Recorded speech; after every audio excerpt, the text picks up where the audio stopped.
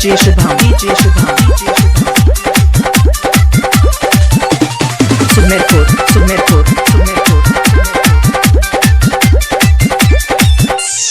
आइल बा कोरोना कैसे जलावा चढ़ाई दिलावा के आस हम कैसे पुराई आइल बा कोरोना कैसे जलावा चढ़ाई दिलावा के आस हम कैसे पुराई रौला पिया तनी भांग के गोला जी अरे गोला जी हाँ गोला जी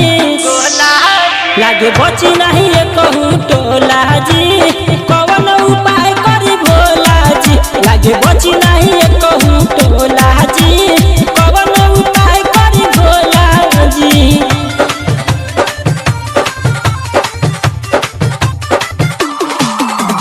DJ Shubham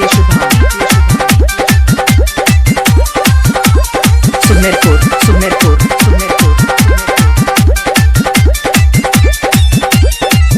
रही नाही सेवा का तो कैसे होई सेवा कराई पूरा एह भारत के रहू रे बचाई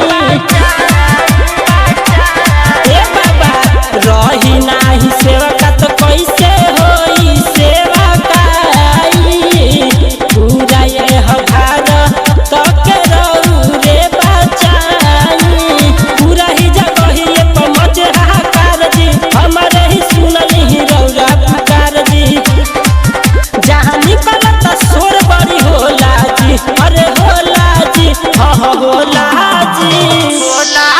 लागे बची नहीं ये कहूँ टोला जी कौन उपाय करी भोला जी लागे बची नहीं ये कहूँ टोला जी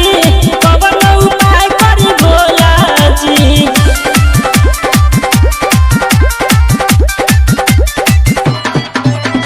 DJ Shubham